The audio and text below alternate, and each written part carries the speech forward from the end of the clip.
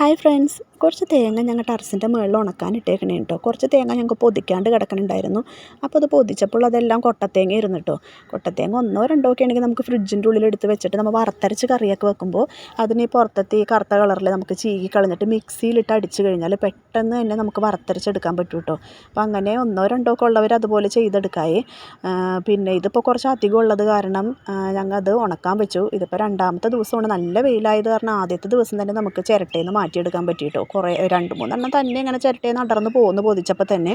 വെള്ളം ഒട്ടും ഉണ്ടായിരുന്നില്ല കേട്ടോ. അതുകൊണ്ടാണ് ഞങ്ങൾ ഇങ്ങനെ വെച്ചത്. പിന്നെ ഇന്നിപ്പോൾ അരിഞ്ഞൊക്കെ എടുത്ത് ഇട്ടേക്കണേണ്. നല്ലതുപോലെ ഉണങ്ങിയിട്ടുണ്ട്. പിന്നെ ഇതുപോലെ മഞ്ഞ കളറിലൊക്കെ വന്നു കഴിഞ്ഞാൽ നമ്മൾ ആട്ടണ സ്ഥലത്ത് കൊണ്ടേ കൊടുത്തു കഴിഞ്ഞാൽ അവരതിന് പൈസ കുറക്കും കേട്ടോ. ഇതിപ്പോൾ ഒരു 2 കിലോൻ്റെ അടുത്ത് കാണത്തുള്ളൂ. നമുക്ക് എന്തായാലും അവർ ആട്ടിയൊന്നും തരത്തില്ല 2 കിലോ ഒന്നും.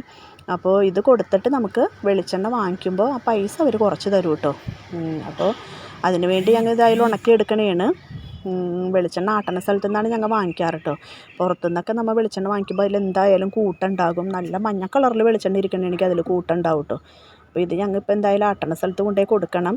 ഇനിയും ഉണങ്ങാനുണ്ട് കേട്ടോ. ഇത് ഉണക്കൊന്നും ആയിട്ടില്ല. അപ്പോൾ ബൈ ബൈ.